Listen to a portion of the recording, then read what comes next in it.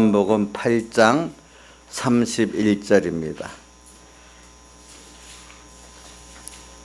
31절로 40절, 그 다음에 52절로 59절까지 봉독하겠습니다. 혹시 소리가 삐 소리 나든지 울리든지 그런 거 없나요? 없어요? 나이사님 됐어요? 네, 그럼 봉독하겠습니다. 요한복음 8장 31절. 그러므로 예수께서 자기를 믿은 유대인들에게 이르시되 너희가 내 말에 거하면 참 내 제자가 되고 진리를 알지니 진리가 너희를 자유케 하리라. 저희가 대답하되 우리가 아브라함의 자손이라 남의 종이 된 적이 없거늘 어찌하여 우리가 자유케 되리라 하느냐. 예수께서 대답하시되 진실로 진실로 너에게 이르노니 죄를 범하는 자마다 죄의 종이라. 종은 영원히 집에 거하지 못하되 아들은 영원히 거하나니 그러므로 아들이 너희를 자유케 하면 너희가 참으로 자유하리라. 그러나 나도 너희가 아브라함의 자손인 줄 아노라. 그러나 내 말이 너희 속에 있을 곳이 없으므로 나를 죽이려 하는도다. 나는 아버지께에게서 내가 본 것을 너에게 말하고 너희는 너희 아버지에게 들은 것을 행하느니라.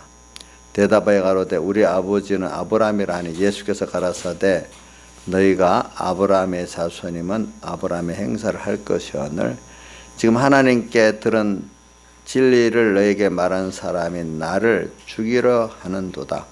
아브라함은 이렇게 하지 아니하였느니라. 그 다음에 52절. 유대인들이 가로되 지금 내가 귀신 들린 줄 아노라. 아브라함과 선지자들도 죽었거늘 내 말이 사람이 내 말을 지키면 죽음을 영원히 맛보지 아니하리라 하니 너는 이미 죽은 우리 조상 아브라함보다 크냐? 또 선지자들도 죽었거늘 너는 그를 누구라 하느냐? 예수께서 대답하시되 내가 내게 영광을 돌리면 내 영광이 아무것도 아니하니와 내게 영광을 돌리시는 이는 내 아버지시니 곧 너희가 너희 하나님이라 칭하는 그이시라.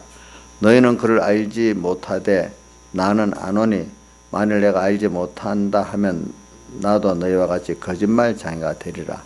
나는 그를 알고 또한 그 말씀을 지키노라. 너희 조상 아브라함은 나의 때 볼 것을 즐거워하다가 보고 기뻐하였느니라. 유대인들이 가로되 내가 아직 50도 못 되었는데 아브라함을 보았느냐?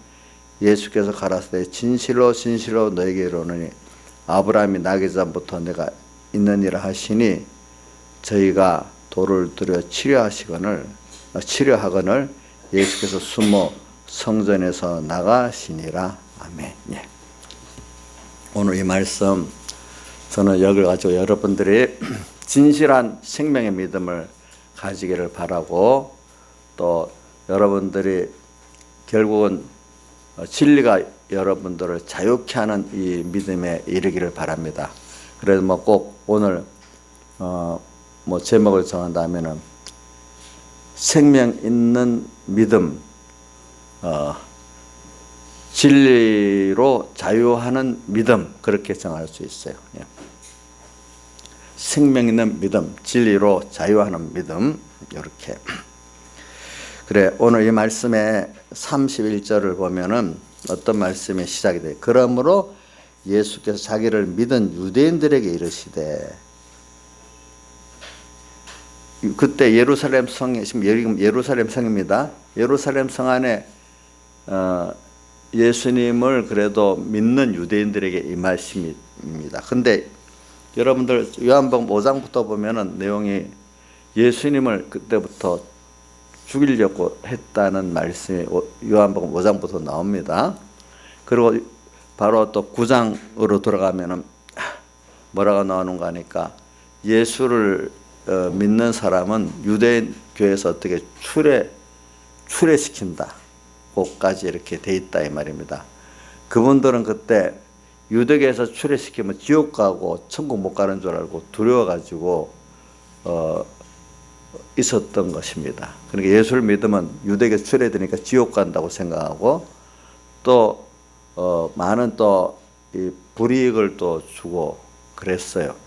그러니까 그 유대교를 믿는 그 사회에서 왕따 당하고 고립되는 그런 일을 또 당하고 여러 가지 경제적, 인권적 불이익을 당하는 그런 입장이 있었어요. 예수님을 죽이려고 하고. 그런데도 이들이 예수를 믿고 따랐으니까 참 뭐 그래도 믿음이 있다는 사람도 아니겠습니까? 그런데 그 뒤에 보면은 그런 입장에서도 예수를 그리스도로 믿겠다고 나온 유대인들에게 하신 말씀이다. 이 말이. 이걸 좀 잘 생각해야 됩니다. 자, 예수를 믿겠다고 나왔는데 그런 어려운 환경 속에서도 예수를 그리스도로 시인하고 믿는 사람들을 말합니다. 요 정도까지 말하는 거지 아주 믿음이 없는 사람들 말하는 거 아닙니다. 그런데 계속 말합니다. 예수께서 자기를 믿은 유대인에게 이르시되 너희가 내 말에 감은 참 내 제자가 되고 진리를 알지니 진리가 너희를 자유케 하리라. 그래서 너희들이 나를 믿는다고 하지만 아직도 너희가 내 말에 거하지 않는다. 내 말에 거해가면 마지막에는 진리가 너희를 자유하는 사람이 되는데 너희가 지금 진리가 너희를 자유케 한다는 말씀이 무엇인지 지금 모르고 있다.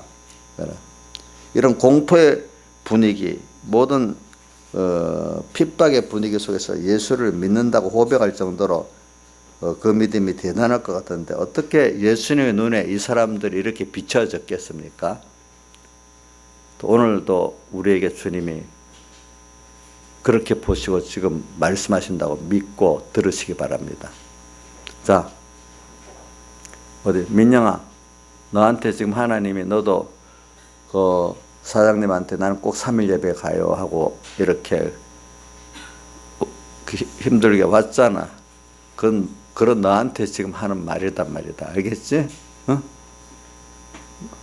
하는 말이야. 근데 유대인들이 이 말을 듣고 아멘 이렇게는 안 했단 말이야. 뒤에 내용들을 보면 그렇지요. 이상 입으로는 예수님을 믿는다고 고백하지만 그들의 믿음이 진실한 믿음이 아니고 순수한 믿음이 아니라는 것을 예수님이 아셨기 때문에 그들의 우리는 이런 어려운 가운데 예수님을 따르겠습니다 하는 고백에도 불구하고 그 속에 아직도 진실하지 못하고 거짓된 인간의 그 본성을 간파하고 계신다 이 말입니다. 그래서 오늘 참 우리가 이거 잘 살펴보면 이게 놀라운 일이야. 어떻게 예수님은 보고 이렇게 말씀하실까?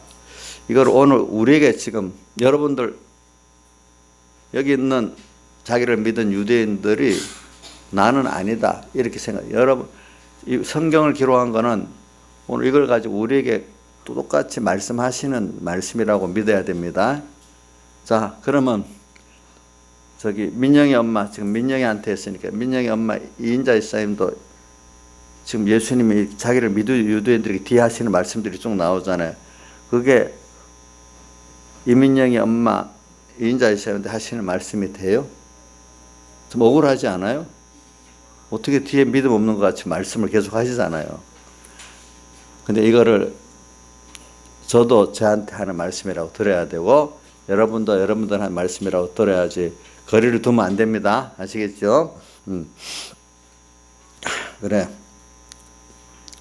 왜냐하면은 우리 보세요. 이런 게 뒤에 보면 뒤에 마지막 59절에 뭐라고 되어 있죠? 저희가 돌을 들여 예수님을 치료했다 했잖아요. 누가 그랬어요? 예수를 믿는다는 사람이 돌로 치료했어. 또 뒤에 보면 예수님 12제자 중에 가룟 유다가 예수님을 팔아서 죽는데 던져줬잖아요. 그렇죠? 자, 이 가룟 유다만 봐도 알 수 있잖아요. 그렇죠? 기독교 역사를 보면은 수많은 순교자들이 많은 피를 흘렸는데 근데 그 사건 하나하나 파고 들어가 보면은 그 예수를 향해서 칼을 들이대고 있는 지금 유대인들과 같이 진실한 그 그리스도인들을 끌어다가 이렇게 순교의 자리에 끌고 간 사람들이 대부분 교회에 있는 교권자들, 외식의 신앙들이 들어서 형제들에게 직접 칼을 대고 또 누구를 통해서 죽이고 이렇게 했단 말입니다. 이방인들에게 순교당하는 것은 별로 적어요. 우리나라 토마스 목사님 같은 사람들은 그렇게 이방 예수 모르는 사람들의 순교당해 죽는 것은 그런 게 드물어요. 그래서 저기 뭐냐면은 종교개혁 때 보세요. 전부 다 예수 믿는 그 형제들이 그 종교개혁 때 수십만 명을 죽이잖아요. 그렇죠? 또 예수님 당시에도 다 하나님을 믿는다는 유대인들 안에 또 뭐냐면 예수 믿는 사람들이 들어서 이렇게 예수님 가룟유다가 팔고 또 그 사람들이 예수님을 또 나중에 대적해서 죽이려고 하는 일이 많아요. 알겠죠? 그러니까 이걸 보고 우리 예수 믿는 모든 구원의 이렇게 대적은 우리 밖에 있지 않고 안에 세상 나라도요. 밖에 외세에 의해 망하는 게 아니에요. 내부에 의해서 망해요. 나라는.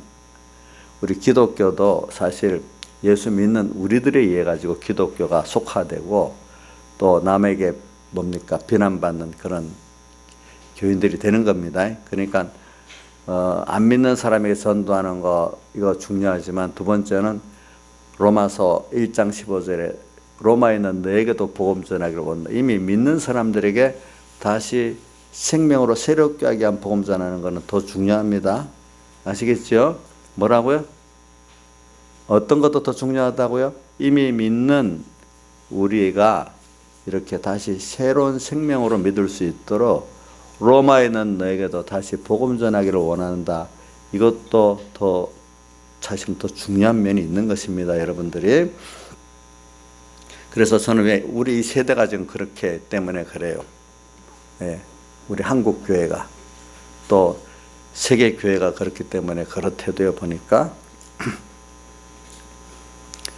누가 뭐 어떤 분이 가까이 있는 어떤 분이 얼마 전에 들었는데 영국에 가니까 영국에 유명한 그 교회 전통 있는 개신교회인데 그 어디였어? 그것도 스코틀랜드인데 거기 가니까 거기가 술집으로 돼 있더래요. 술집이 돼 있더래요. 그래 우리 첫째로 이렇게 진실한 믿음을 가지지 못한 저는 오늘 진실한 믿음을 가지지 못한 것을 다른 표현으로 하겠습니다. 생명 없는 믿음 이렇게 표현해 보겠습니다. 생명 없는 믿음이라는 건 하나님과 나와 연결되지 않은 믿음, 다른 말로 하나님과 동행하지 않는 그 믿음 이렇게도 표현할 수 있겠습니다. 예, 네. 왜 사람들이 진실이라는 말을 쓰면 세상적 진실을 자꾸 생각해서 그렇습니다. 제가 보니까 세상적 진실하고 우리 하나님 앞에 진실한 거하고는 다르거든요. 자, 그래 오늘 하나님 생명 없는 믿음, 다른 말로 하면 주님과 동행하지 않는 그 믿음을 가진 사람들은 구원의 필요성을 느끼지를 못해요. 그래서 우리가 사도행전 2장 31절에 보면은 베드로가 성령이 충만함 받고 난 다음에 전하니까 그때 유대인들 오순절 명절에 많은 외지에 왔던 유대인들 또 경건한 이방인들로 유대에 입교한 사람들이 말씀을 듣고 형제들아 우리가 어찌할꼬 하면서 가슴을 치며 회개하니까 주 예수를 믿어라 그래야만 너와 내 집이 구원을 얻으리라 이렇게 하니까 어떻게 그들이 믿고 그 당시에 세례받은 자가 몇천 명이 됐 3천 명이 됐다 했잖아요. 참 이렇게 정말로 생명이 있는 믿음을 받기로 한 사람들은 회개의 설교를 하면은 어찌할꼬 하면서 말씀을 받아들이면서 세례를 받았다면 주님과 함께 나는 주님과 함께 완전히 죽은 자다. 이제 주의 것으로만 살 나다. 이렇게 과거에 내가 주인으로 살고 세상 소망을 갖고 살았던 나는 죽었다. 나는 주님의 것이고 주를 위해 살고 하늘나라를 소망하면서 살아 나로 이제 살겠다는 표가 세례예요. 받았어. 그리고 바울이 빌립보 지방에 가서 복음을 전했을 때도 그 역사를 보고 그 간수가 무릎을 꿇을 때 어떻게 하면 내가 구원을 얻을 수 있습니까? 이래 물었잖아요. 그죠? 자, 그렇게 우리가 참 생명 있는 믿음을 가지는 사람은 처음 예수 믿을 때도 그렇지만 계속해서 그 앞에 어찌하면 내가 오늘도 구원을 얻겠나, 이 죄인 어떻게 하면 주님께 가까이 나겠나, 이렇게 항상 그 말씀에 죄인인 걸 인정하고 또 주님께 또 예수님 피권으로 또 사함을 받고 그 가까이 나가야 되는 이런 면을 가지는 게 생명 있는 진실한 믿음이라고 할 수 있어요. 그런데 전작 오늘 본문에 보면 예수를 믿는다는 사람들이 구원에 대한 말씀은 필요성을 보이지 않고 뭐라고 하는가, 우리가 지금 종이 아닌데 무슨 자유를 하라 하느냐 이렇게 말하면서 자기의 그 복음으로 죄인 되고 종 됐다는 내용을 받아들이지를 못해요. 오늘 여러분들도 예수를 믿으면서 오래 믿다 보면 나 잘하고 있는데 내가 꼭 회개할 게 종된 게 뭐가 있어? 이렇게 생각하기가 쉬워요. 근데 우리가 깊이 하나님 앞에 생명 있는 믿음을 가진 사람은 오늘 내가 한순간에 끊어졌을 때 벌써 종으로 살았던 게 있고, 그렇죠? 예, 죄인으로 살았던 게 있잖아요. 그 순간순간에 그런 면을 보면서 우리가 죄인인 걸 알고 회개를 하는데 그 외식의 신앙이기 때문에 내가 무슨 종이야? 내가 무슨 죄인이야? 자기 몇 가지 한 외모적 신앙의 행위를 가고 의로 여기고 죄가 아닌 거로 여러 사람도 아직 그 복음의 그 생명적인 내용을 지금 모르고 있기 때문에 그러는 거예요, 여러분들이. 그래서 그들이 그 앞에 정말 주여 나는 죄인으로서이다, 나를 주여 긍휼히 여겨주소서 하던 그 누가복음 18장의 세리, 그 사람이 주님 앞에는 의인, 생명을 가진 의인이에요. 근데 바리새인은 거기서 자기가 했던 행위를 자랑을 몇 가지를 하잖아요. 그렇죠? 그러면서 누구를 또 비교해서 정죄하죠? 저 사람 같지 아니함을 이렇게 하면서 정죄하죠. 그건 자기 자랑하지 주님께 감사가 없는 거예요. 우리 어느 정도 신앙생활 하다 보면 우리가 똑같이 그런 자기 자랑하고 남을 비교해 정죄하는 바리새인 같은 사람이 되기가 쉬운 거예요. 이걸 세상 사람들에게도 적용할 수가 있어요. 근데 오늘은 이거 우리 안에만 적용하기 위해서 좀 얘기하는 겁니다. 그래서 33절에 뭐라고 했는가? 우리가 아브라함의 자손이라 남의 종이 된 적이 없거늘 어찌하여 자유케 하려 하느냐?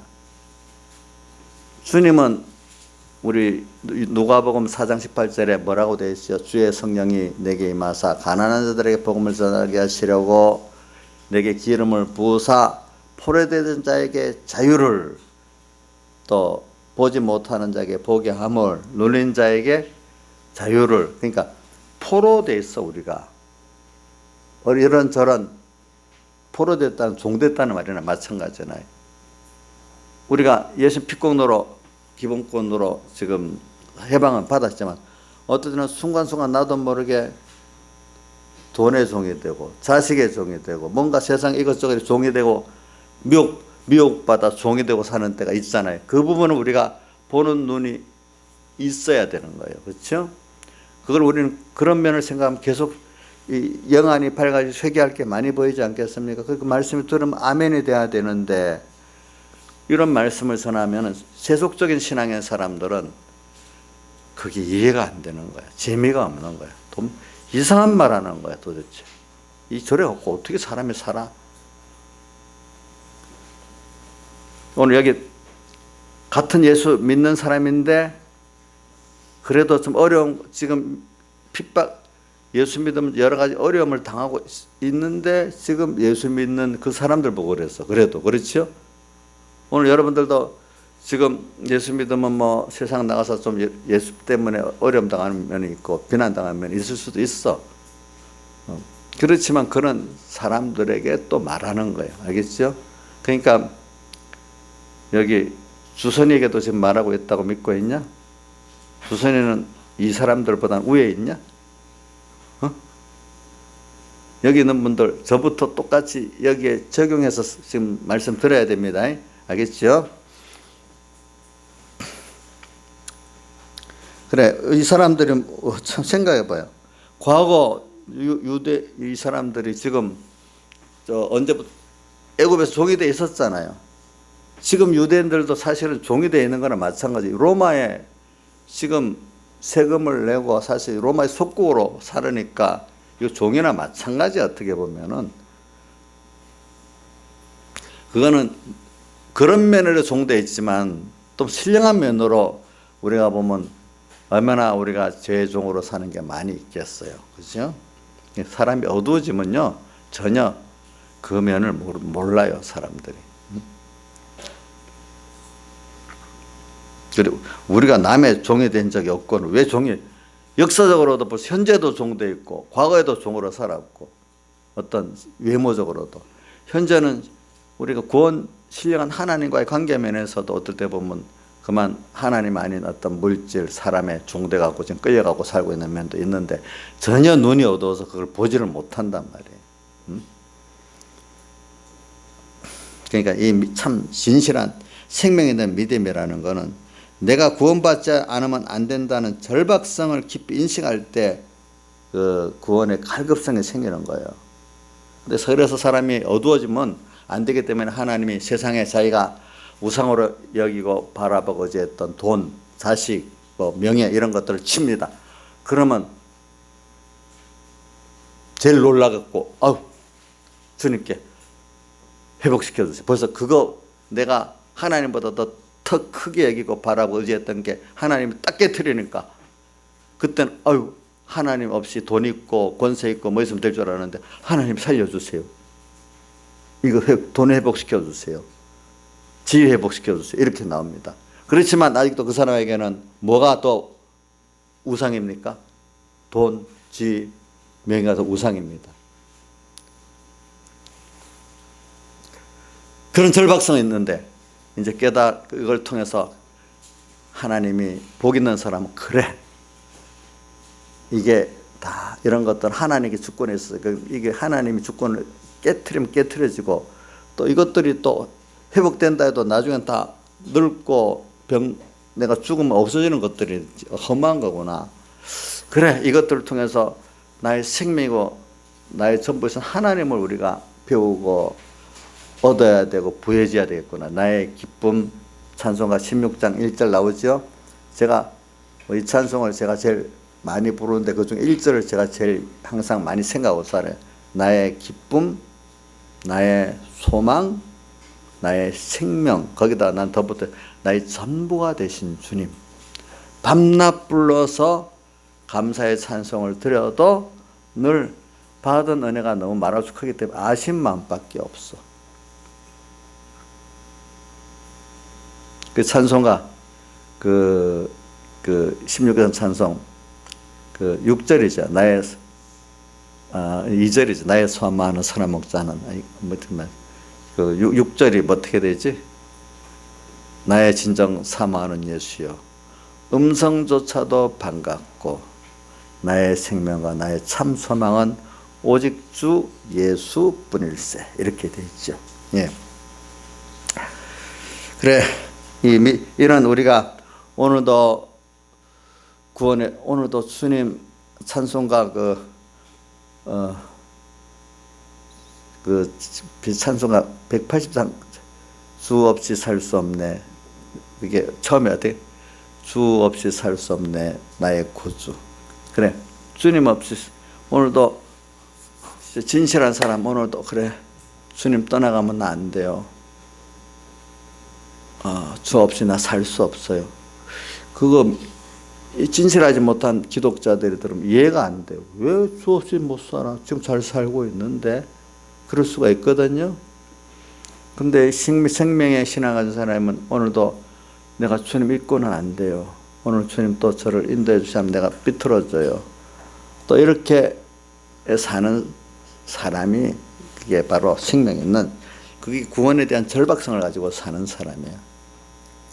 저도 그 다음에 98장 찬송을 제가 전에 많이 부른 거는 내가 이렇게 주님 떠나가지고 나 혼자 살아보니까 멀리 갔더니 나중에 보면 결국 처량하고 고뇌지는 거예요. 주님만이 나의 전부고 기쁨이고 생명인데 즉시 그걸 깨닫게 하시는 거예요. 아무리 세상 거 좋은 거 지나보면 그렇게 좋질 않아요. 아니 누가 그러더라고. 참 허무주의를 느끼는 사람인데 인생이 40이 되면은 무슨 재미로 살까? 그래도 40 전에는 힘이 있고 뭐하니까 세상에 이것도 노는 것도 재밌는데 40 넘어가면 그게 재미없어지고 힘도 없고 거기다 돈까지 없으면 어떻게 살까? 아예 미리 죽어버리는 게 낫겠다. 이런 생각을 한다 하더라고 어떤 사람들은.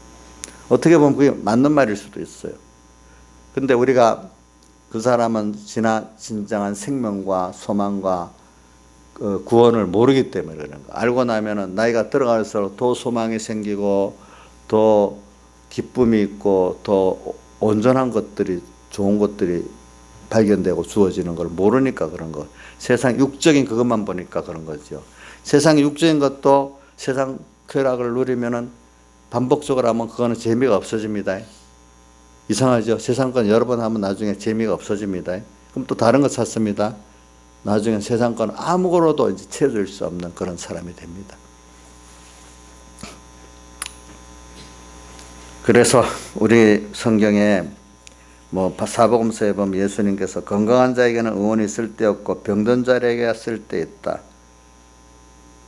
오늘 내가 믿음의 병든 사람이라는 것을, 죄인의 병든 사람이라는 걸 내가 순간순간 느낄 때 주님이 내게 더 필요한 사람이 되죠. 나의 전부, 나의 생명. 오늘 여러분들 병들지 않게 다 중심과 소망이 깨끗하고 잘 살고 있습니까? 하나님이 그걸 모르고 어떨 때는 살고 할 때 아니라는 걸 자그마한 데서 보여주시기 위해서 자그마하게 징계할 때 저는 시편 73편 기자가 자기는 아침에도 마음을 깨끗이 하고 손을 깨끗이 했는데 종일 뭘 당한다고요? 재앙을 당한다. 조금 주님을 떠나갖고 주님 없이 살아버리면 벌써 아니라는 걸 딱 보여주시는 거예요. 그렇죠? 그러니까 처음에 그걸 원망을 했는데 나중에 그게 자기에 대한 하나님의 큰 사랑을 깨닫고 감사했다 했잖아요. 그렇게 깨닫지 못하고 원망했던 자기를 뭐라고 표현했죠? 내가 짐승같이 우매무지하오나 이래 했어요. 그렇죠? 그래서 다윗의 시편 49편 20절 끝절에도 뭐라고 했어요? 사람이 존귀한 데 처하지만 깨닫지 못하면 멸망할 짐승과 같다 이렇게 표현했어요. 그래서 우리는 항상 내게 의원 되신 주님이 내 옆에 계신다는 걸 갖고 사는 사람이 복 있는 사람입니다. 보니까 남이 보면 그런 사람이 대하고 살만하지 스스로 의인치 않은 사람 같이 이렇게 교제하며 살 재미가 없어요. 그렇죠? 자, 왜냐하면 우리 요번에 우리나라 조국이라는 장관에도 왜 사람들이 그 편의 사람들은 모르겠지만 반대하는 사람들 입장에서는 왜 그러냐니까 그분이 겉으로는 너무 의로운 척하고 하는데 공평하고 뭐하고 했는데 자기 자식에게는 안 해야 된다는 것을 다 남보다도 앞장서 했기 때문에 너무 말하는 거하고 행동하고 너무 그러니까 불했다는 거지. 아니 힘이 없으니까 우리는 해봐도 그 자리에 못 가는 건 당연하지만 아니 그렇게 앞장서서 그렇게 말해놓고는 왜 그 일을 다 했다 이거야. 그러니까 그냥 일반 사람들이 힘이 있어서 좀 편법으로 불법으로 했다는까지도 내도 힘이 있으면 할 거니까 그 정도까지는 어떻게 봐주지만 너무 극명하게 이러니까 너무 그게 화가 나는 거죠. 그렇죠? 몰라. 저는 화가 안 났는데 나는 화가 나는 사람 며칠 밤을 못 자던 사람도 있다 하더라고. 그런 거 가지고. 근데 그것만 그런 게 아니고요. 우리나라에 보면은 얼마 신문에 보니까 자사고를 폐지해야 되겠다고 막 했던 어떤 교육감들 했던 사람들이 자기 자식들은 전부 다 자사고 보내고 있는 거예요. 참 그래 놓고 마지막엔 또 그래서 그런지 탁 해서 자석 그렇게 놓고는 겉으로는 자석을 펴지 공평해야 된다 해놓고는 마지막에는 자석 그대로 또 유지하도록 만들어 놓는 거야. 어때 꼼수를 써가지고 또 이게 사람이 참 너무 간사한 거야. 어떻게 보면은 그렇죠? 그리고 반미로 정치고를 외치던 사람들이 전부 다 자식은 미국에 보내고 유학 보내고 거기까지 미국 이주까지도 시켜놨단 말이야. 그러니까 이게 얼마나 화가 나겠어. 이게 다 자기 어떤 목적을 위해서 겉으로는 나는 선한 정치인이야, 선한 정권이야 이래 놓고는 그러니까 사람들은 뭐 돈 있어서 그거 가고 유학 보내고 하는 까지 괜찮다 이거야. 근데 그런 행동에 대해서 그게 너무 싫다는 거야 사람들이. 뭐 여러분들도 그렇잖아요. 김시영 집사님 뭐 미국에 그 돈 들여 자식 유학 보낼 수 없잖아. 뭐 돈 있으니까 당연히 하라 이거야. 근데 그것까지는 별로 화나지 않지요. 안 하잖아. 근데 그런 뭐 지도 위치에 있는 사람들이 그걸 갖고 팔아먹으면서 그러니까 화가 난다는 거지. 세상은 그만큼 외식인 줄 알고 사람을 믿으면 성경에는 사람 믿지 말라 했잖아. 누구까지도 안 믿어요. 나는 그 자리에 가도 안 그럴 거야.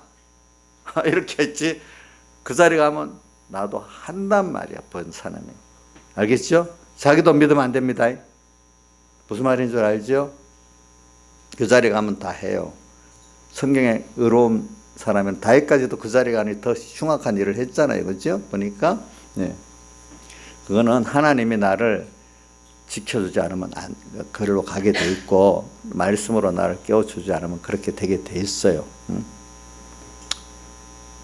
그러니까 우리가 다른 사람을 보면서 정작 나도 하나님이 안 지켜주면 그런다. 사람이 그거를 우리 고린도전서 10장에 보면은 광야에 그 우리 선조들 4가지 악을 행한 걸 보고 말세를 당한 우리의 뭐로 경계 거울로 기록해 줬다 했잖아. 그걸 보고 거울 경계로 기록했던 너희도 그걸 보고 너희도 그런 사람인 줄 알고 이 길을 가지 않도록 해라 이 말 아니겠어요? 그렇죠? 맞죠? 우리도 똑같은 속성을 가진 사람이라는 뜻 맞죠? 그 말이 거울로 줬다는 거는 그러니까 나도 같은 사람이니까 하나님 은혜를 주세요 이렇게 해야 되는 것이지 나는 그때가 아마 아니야 이런 사람은 100% 갑니다.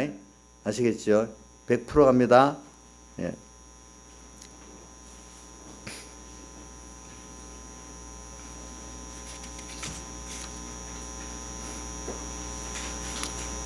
그래서 저는 그걸 보면서 느끼는 게 뭐냐면 법에 위배되지 않는 것보다 도덕성, 인간의 양심이 더 중요한데 우리 신앙생활에도 겉으로 신앙생활을 하는 것 같이 하는 외모적인 걸 하는 것보다도 중요한 게 중심이 생명을 가지고 하나님 중심, 하나님 위주의 주의 것으로 사는 이 생활이 더 중요하다는 거예요. 겉으로 남이 보기에 저 신앙생활 잘한다, 하나님 잘생겼다 이게 중요한 게 아니고 그거는 결과적으로 누구를 위해서 하는 겁니까? 자기 위해서 하는 거기 때문에 주님이 모르겠다 했잖아요. 불의하다 했잖아요. 그렇죠? 우리가 신앙생활도 외모적인 것보다도 하나님 앞에 중심과 소망이 중요한 겁니다. 아시겠죠? 그거 꼭 살아야 됩니다. 외모적인 신앙생활만 하는 사람들은 자기가 죄인이라는 걸 느끼지 못해요. 오늘 이 본문에 자기를 믿는 유대인들이 왜 우리가 종이야? 왜 우리가 자유하지 못했어? 이렇게 생각하게 되잖아요. 그렇죠? 오늘도 우리가 넌 잘하고 있어. 근데 신앙생활을 열심히 하는 사람들에게 이런 순서가 꼭 와요. 저도 젊을 때 막 열심히 말씀을 배우고 활동을 하니까 내 스스로 어떤 그 의의 자부심이 생기는 거야. 근데 그게 그러면서도 내가 중심이 소망이 이게 깨끗하지 못하다는 걸 깊이 생각을 못하는 거야. 들어도. 또 내가 순간순간 그 외모 자체를 의로보지 주님과 연결돼서 주의 것으로 사는 그 내가 의라는 거를 그걸 떨어진 걸 죄라는 거를 모르는 거예요. 우리는 행위의 의로 살 수 없고 주님께서 내게 입혀주신 그 의를 바라면서 내가 감사하면서 하는 사원의 생활이지 의의 행위는 없어요. 우리는 우리의 의는 믿음의 의, 하나님께 대한 감사의 의지. 내가 뭘 한 의는 성경에 없다 했어요. 왜? 성경에 보면은 의에 대해서 이런 말씀했어요. 로마서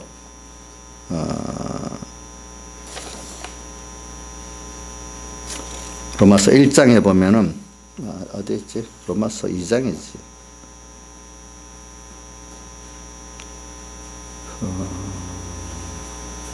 로마서 3장 12절에 보면 이런 말씀이 있어. 다 치우쳐 한 가지로 무익하게 되고 선을 행하는 자는 하나도 없도다.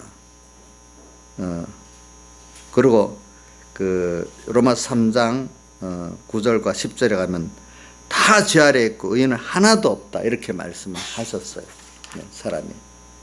그래서 오늘 우리는 이걸 생각하면서 인간은 하나님의 의를 내가 믿은 만큼 내가 예수님으로 말미암아 의인되고, 그걸 믿어서 감사의 사은으로 사는 그 행위가, 그것이 의지. 내 인간의 행위로는 의가 안 된다는 걸 알아야 돼요. 얼마나 내가 감사하고 있느냐, 얼마나 믿고 있느냐, 이것만 의다라고 믿으시길 바랍니다. 알겠죠? 내가 어떤 행위를 의롭고 보지 마시라 말입니다. 알겠죠? 그거는 제가 아주 간단히 말하는 건데, 이거 여러분들이 깊이 있는 말인데 이걸 잘 구분하셔야 됩니다.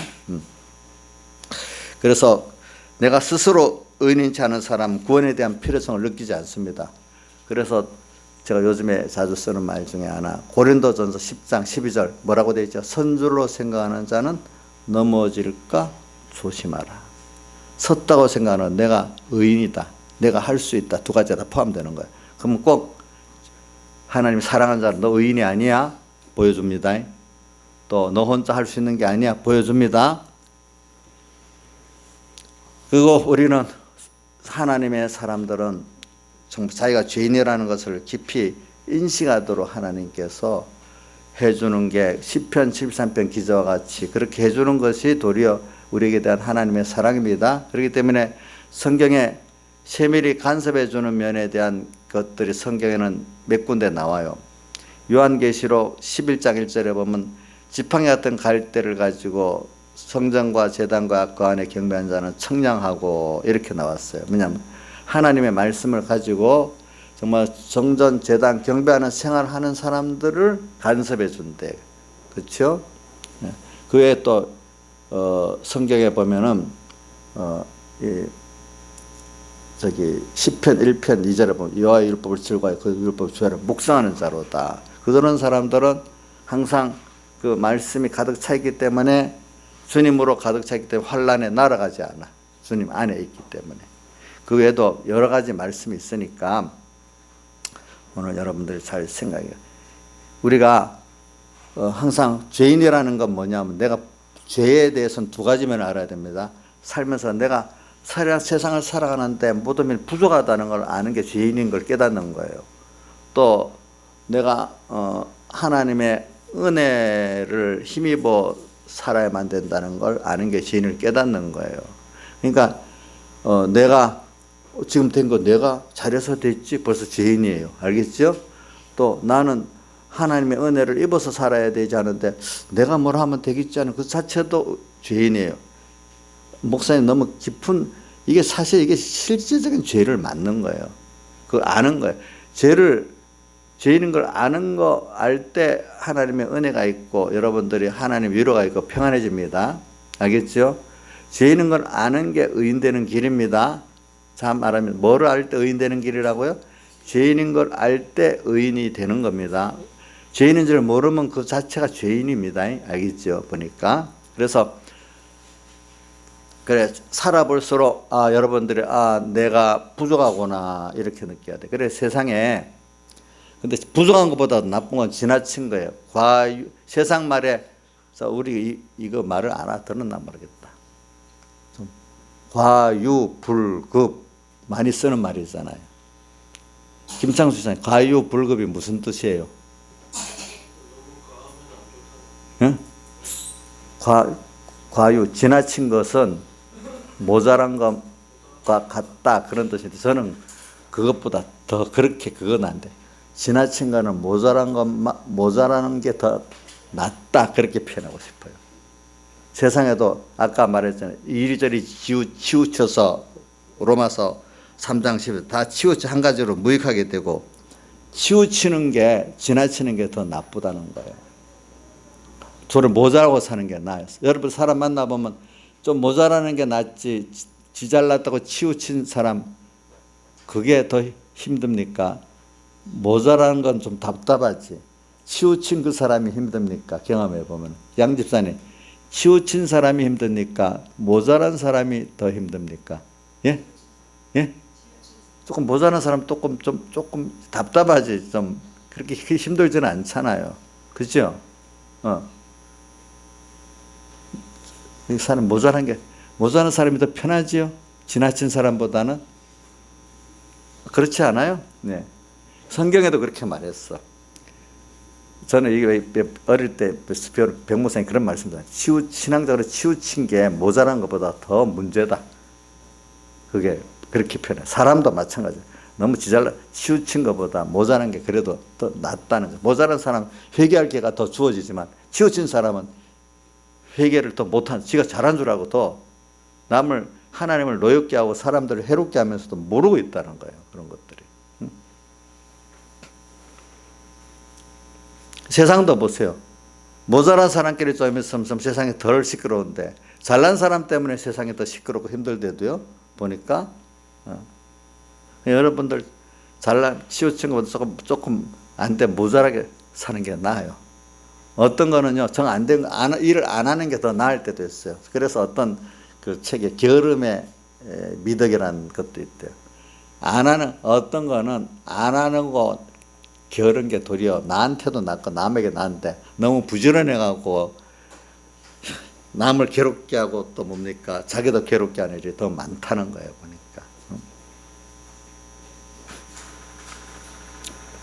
그래 우리는 죄인이라는 걸 깊이 인식할 수 있는 그때가 하나님의 은혜라는 걸 알고 언제나 내가 어려울 때만 아니라 평소 때도 지나보면 그때 내가 내 혼자 했더니 진짜로 영육간에 내가 안 좋았어.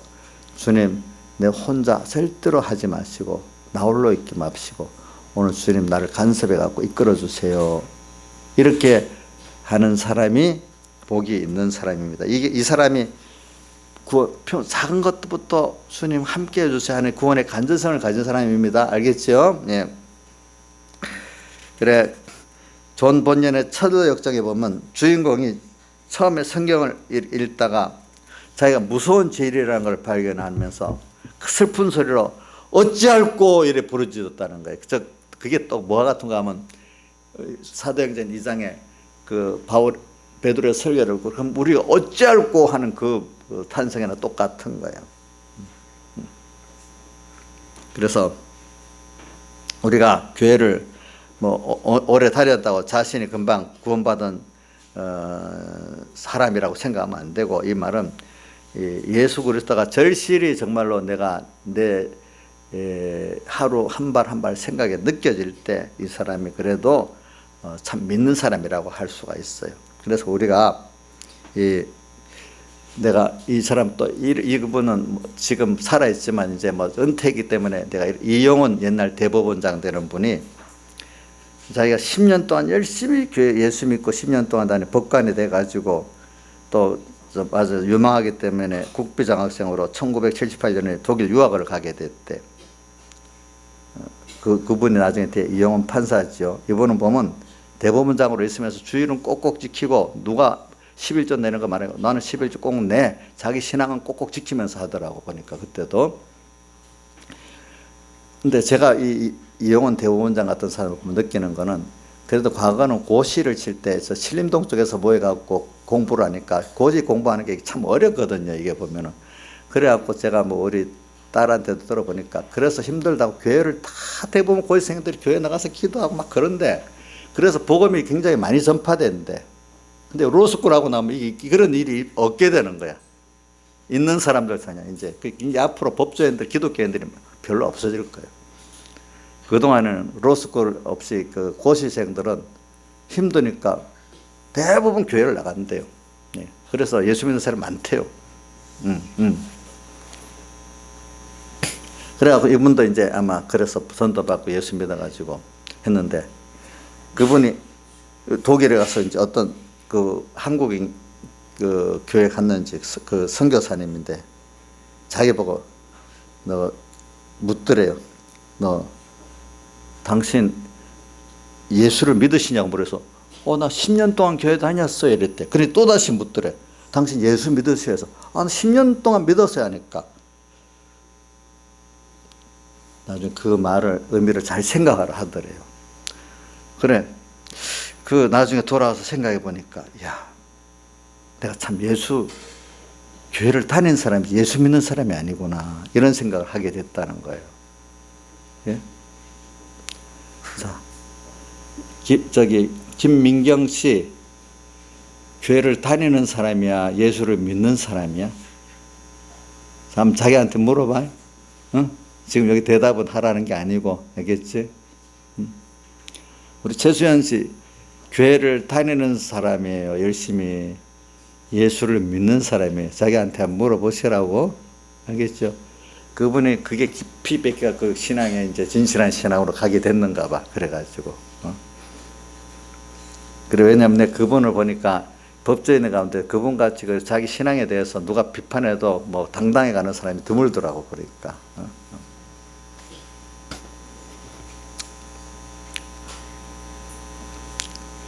그러면서 그 선교사님이 그 이용훈 그 성도님 뭐 앞뒤에 대법원장이 됐지만, 그분 보고 내가 보니까 선생님은 예수를 믿으시는 분은 같지 않습니다, 이렇게 말하더니 너무 꽉 찔렀잖아요. 그럼 제가 지금 어느 성도에게 교회는 나오지만 예수를 믿지 않는 사람 같으면 이걸 깊이 찔림을 받은 복이 있겠지만, 진짜로 나를 무시하는구나, 시험 들어서 갈 사람도 있을 수가 있어. 그러면 안 그렇겠어요? 그래서 이르되 집에 돌아가서 많이 회개하고 생각해 보세요, 그러더래, 자기 보고. 그래서 많이 깨닫게 됐다, 이러죠. 왜? 자기는 젊은 나이에 열심히 교회도 다니고 열심히 판사 생활도 열심히 하고 뭐 이랬는데 뭐 회개할 게 뭐가 있냐, 아직도 어리니까 그런 생각을 한 거죠. 그렇죠. 막상 교회를 10년 동안 열심히 다녔는데 또 회개하러 가니까 참 마땅히 제가 생각이 안 나서, 그래도 아직 어리니까 열심히 찾아보니까 옛날에 어릴 때 집단에서 뭘 훔쳐왔던 게, 촌에서 뭐 또 조그만 뭐 뭔가 훔쳐왔다 이런 게 생각, 그것부터 회개했대요. 그러니까 뭐 법조인으로는 남의 물건을 그냥 작은 거라도 갖고 온 건 그거 절도죄가 되는 거잖아요. 누가 안 그렇겠어요? 우선 우리가 뭐 그런 것부터 찾아서 회개를 하려니까 이제 큰 회개까지가 됐겠죠. 그렇죠, 보니까. 그래서 우리는 두 번째로, 우리가 생명 없는 믿음을 가진 사람들은 하나님의 말씀이 잘 들리지 않아요. 그래서 예수님께서 37절에 한번 읽어봅시다. 시작. 나도 너희가 37절 시작. 나도 너희가 아브라함의 자손인 줄 아노라. 그러나 내 말이 너희 속에 있을 곳이 없으므로 나를 죽여라는 또 말을, 또 그 다음에 43절 한번 읽어봅시다. 43절 시작. 어찌하여 내 말을 깨닫지 못하냐, 이는 내 말을 들을 줄을 알지 못함이니라. 이 생명이 없는 믿음을 가진 사람들은 이게 뭐냐면은 37절 같이 주님 말이 들어가질 않아. 또 들어도 깨닫지를 못해. 여러분 주변에 보면 그런 사람들 있죠? 그렇죠? 여러분들이 잘 들릴 때는 그게 이해가 안 됩니다. 저도 어릴 때는 아니 왜 그게 이런 귀한 말씀이 왜 안 들어가? 막 어떨 때 이랬어. 근데 어떤 순간에서, 오래는 아니 잠깐 말씀이 안 들어와. 깨닫지도 않아. 하나님 그렇게 막아놓으니까.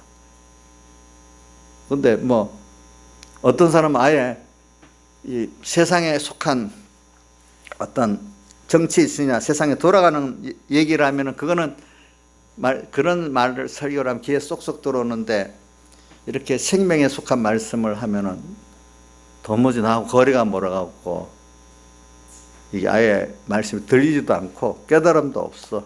이제 보니까 왜? 이 사람들이 지금 너 종이다. 왜가 우리가 죄의 종이야? 죄인이다. 우리가 왜 죄인이야?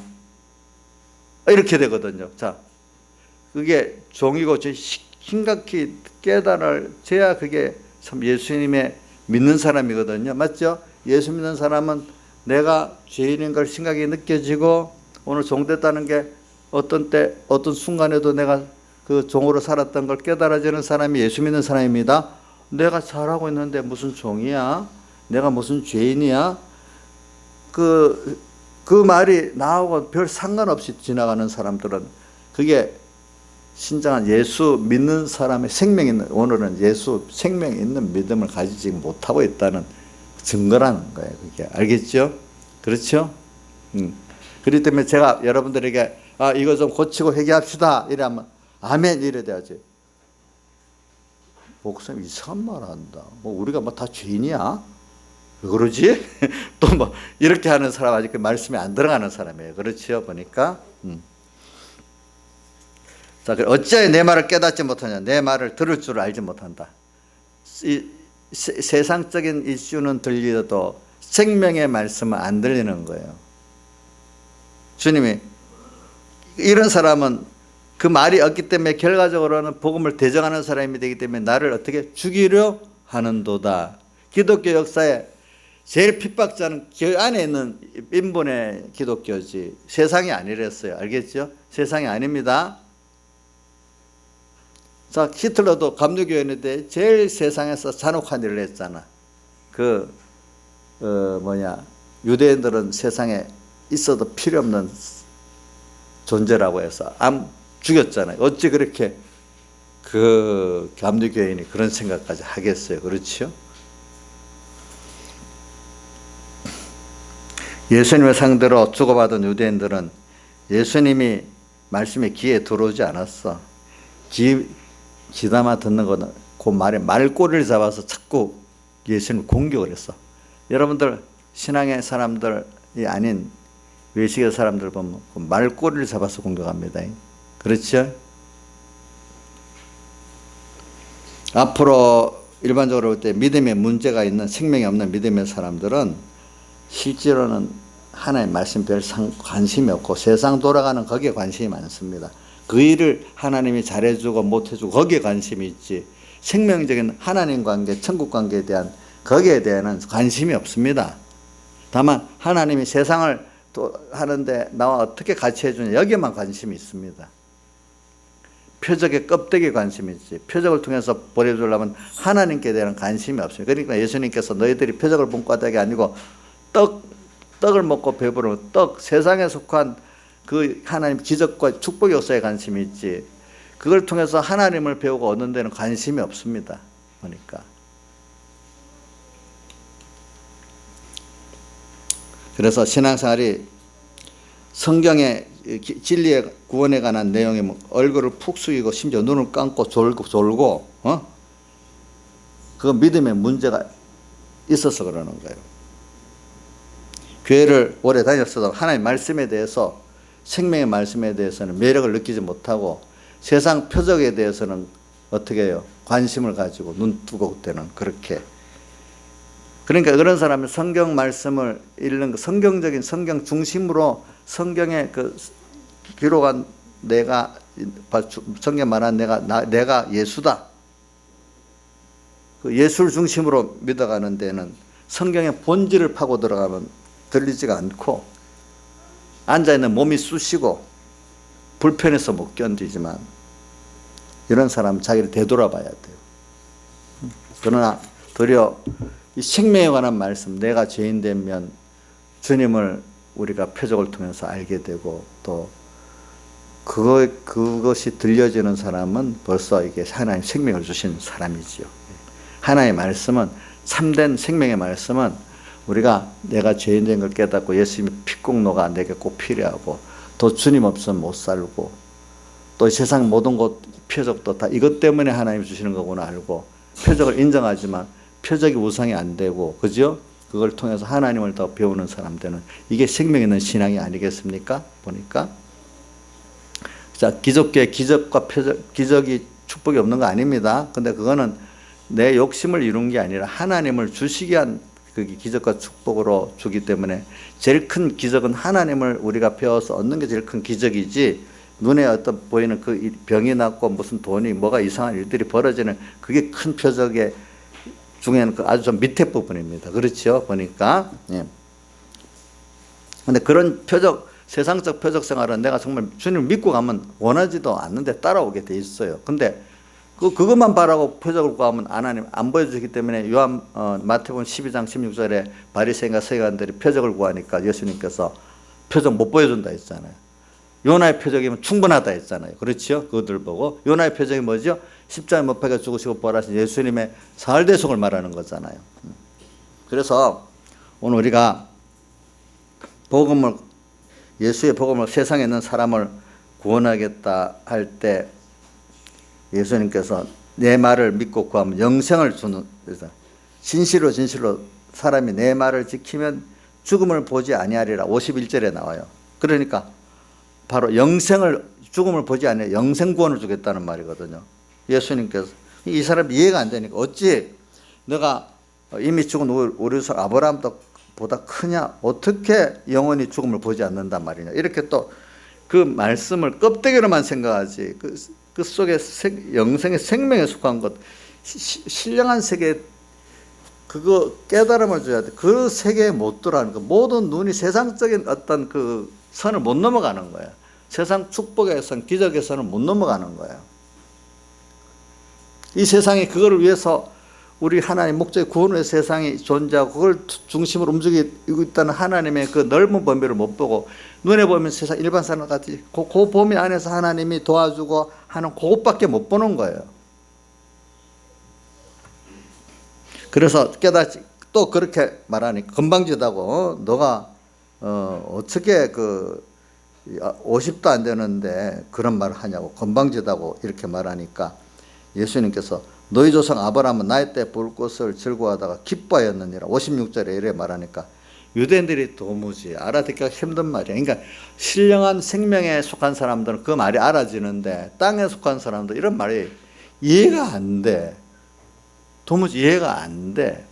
그래도 이해가 안 돼도 내가 좀 부족해서 그렇지 하고 기다리는 사람 괜찮은데, 그거 이해가 안 된다고 자기 주장을 쩔쩔 펼치면 하나님을 대적하는 사람이 되는 겁니다. 아시겠습니까? 예? 자, 이해가 안 된다고 해도 가만히, 그래 내가 몰라서 그렇겠지 하고 이렇게 있는 사람은 그래도 그 복 있는 길을 가는데, 내하고 지금 안 맞다고 뭐 반론하고 뭐 하는 사람은 주님을 대적하는 사람이 됩니다. 여러분들 이거 꼭 기억해야 됩니다. 그러니까 우리가 겸손해야 돼. 몰라도 하나님은 더 크신 분이고 나는 작은 자니까 내가 좀 몰라서 그렇지 하나님 알려주세요 이렇게 안 되겠어요? 근데 내가 알아봐야 얼마나 알겠어. 저도 알아봐야 얼마나 알겠어. 근데 어떤 교회는 보면 내가 볼 때 나하고 비교해 너무 모르는 사람인데 뭐든지 자기 중심으로 생각하고 사는 거야. 이게 참 말해봐야 소용이 없어.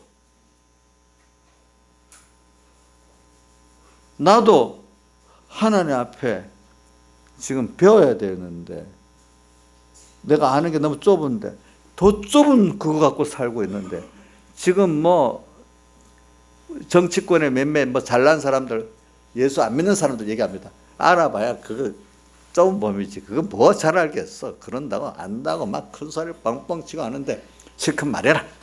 저는 그래. 그럼 하나님이 다 주권하신 분이니까 알아서 하겠지.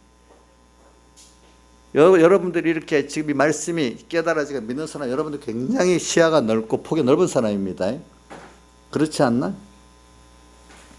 난 그래서 우리 이용렬 선생님 보면 공부도 못했고 안 했고 말하면 기억력도 별로 없어. 금방 까먹고 막 그래요.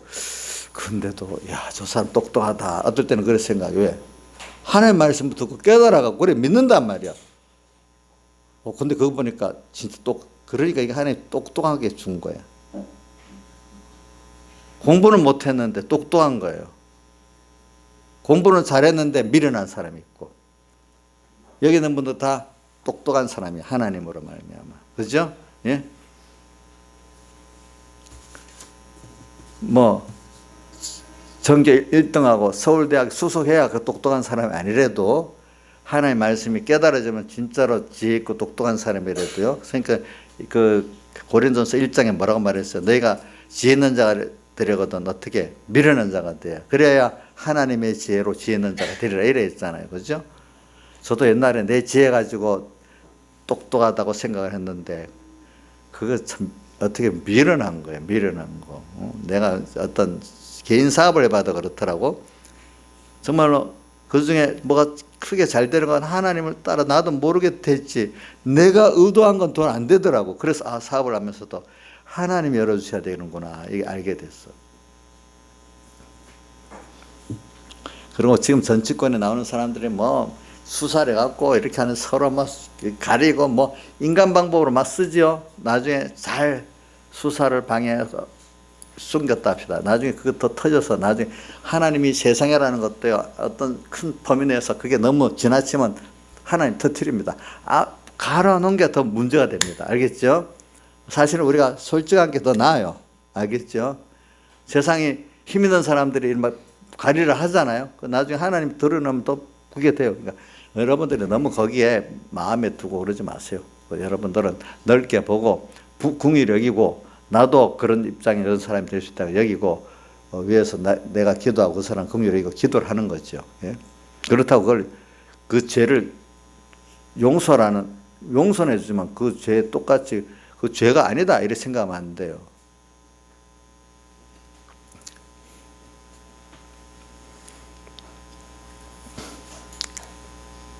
그래서 우리가 진실한 신앙에 대해서 1988년에 미국의 어떤 그 책이 나왔대. 설교 강단의 약탈자. 이 말은 목사님들에 대한 거예요. 설교 강단의 약탈자. 왜 그 책을 읽어보면은 그때 통계를 했는데 미국에 있는 목사님들의 60%가 예수님의 동정녀 마리아 탄생을 믿지 않는다는 거예요. 예수님이 성령으로 잉태한 걸 믿지 않는다는 거예요. 알겠죠? 그 다음에 또